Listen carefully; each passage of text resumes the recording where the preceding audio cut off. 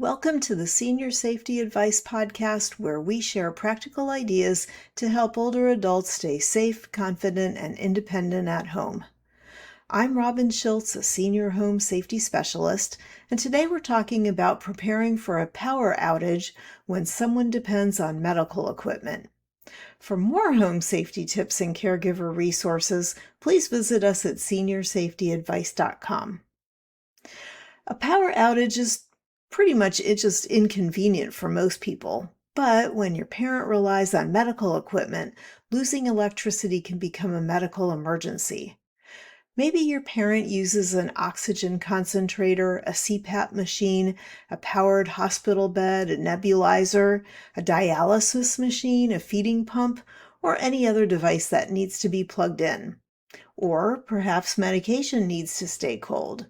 Or maybe your parent depends on an electric wheelchair, a stair lift, or a lift chair to move safely around the house. The time to make a plan for these things is not when the lights have already gone out. It is while the house is quiet, the equipment is working, and everyone has time to think clearly. Some families assume the power will only be off for an hour or two, and sometimes that's true. But storms, extreme heat, damaged power lines, and other emergencies can cause longer outages.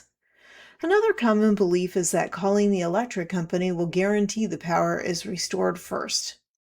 Families should certainly tell the utility company when someone in the home depends on powered medical equipment, because some companies do have special medical needs lists or notification programs. But being on a list may not guarantee faster service, so that's why your parent still needs a backup plan. Start by making a complete list of every item your parent uses that requires electricity. Don't stop with just the most obvious medical device. Include things like a lift chair, an electric wheelchair charger, a stair lift, a hospital bed, hearing aid charger, medication dispenser, home telephone, internet equipment, and anything else that supports your parents' daily care. Write down the name and model number of each device. Then add the phone number for the equipment supplier and manufacturer. And find out exactly what happens when that device loses power. Does it have an internal battery? If so, how long will the battery last? Does the battery turn on automatically, or does someone need to switch it on? Can replacement batteries be purchased? Can the device run safely from a portable power station or generator? Do not guess about this. You want to check the device manual, or call the supplier, or speak with your parent's doctor or home health provider. The correct backup choice can be different for each type of equipment. Your next step is to learn how long every battery backup really lasts. A battery that lasts 8 hours may sound reassuring, but that may depend on the device setting, the age of the battery, and how heavily the equipment is being used. Keep in mind that batteries also lose strength over time.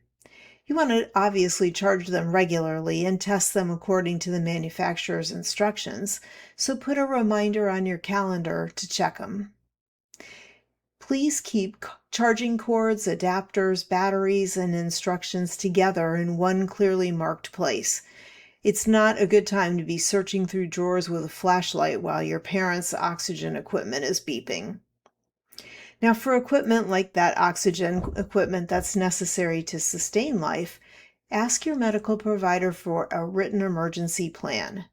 The plan should explain what to do if the equipment stops, which symptoms mean your parent needs immediate help, and where your parent should go if backup power is running low.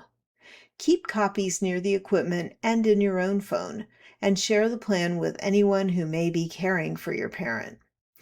Your parent also may need a safe place to relocate if there is a long power outage, say after a hurricane. Think about at least 2 possibilities. One might be the home of a relative or a friend who has power. Another might be a medical facility, hotel, cooling center, emergency shelter, or other location that can support their equipment. Whenever possible, you need to call ahead, because not every shelter can power devices for medical needs. Transportation is part of this plan too. How's your parent getting to the shelter, hotel, medical facility, whatever? Will the medical equipment fit in the vehicle? Can your parent safely get down the stairs if the stair lift isn't working? If your parent uses a wheelchair, is an accessible vehicle available?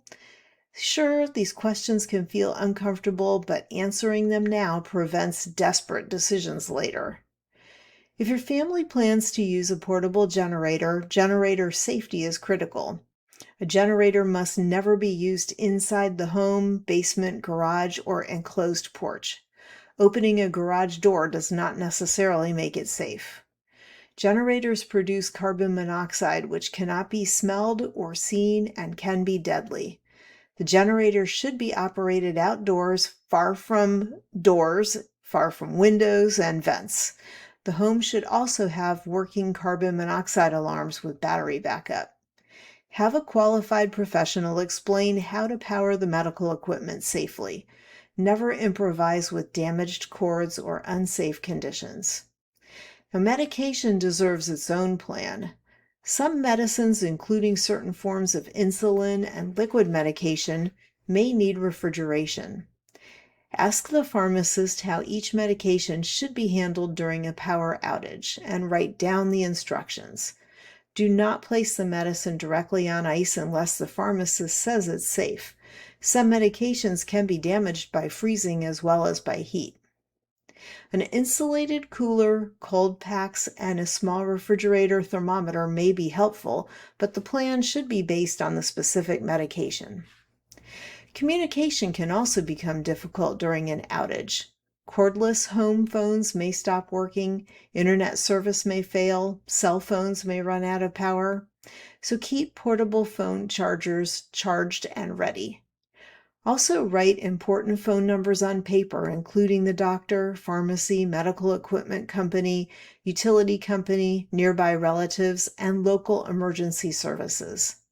A battery-powered radio can provide emergency updates when television and internet service are unavailable. Also, give a trusted neighbor a basic version of this plan. They don't need private medical details. They just need to know that your parent may require help if the power goes out. You want to arrange a check-in system so everyone knows who will call, who will visit, and who will help with transportation. When an outage begins, check the equipment first. Confirm that backup power has started and note the time. Reduce unnecessary battery use. Keep refrigerator doors and freezer doors closed. Contact the utility department and follow local emergency alerts. If your parent has trouble breathing, becomes confused, loses consciousness, develops chest pain, or experiences another serious change, call 911. Don't wait for the electricity to return.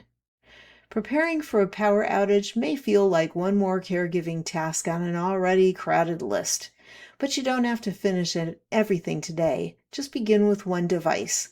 Find its manual, call the supplier, learn how long the battery lasts, and what you should do when it runs out, then move to the next item. A clear plan replaces uncertainty with practical steps. It helps your parents stay safer. It helps your decision-making as a caregiver. It allows you to do it with greater confidence.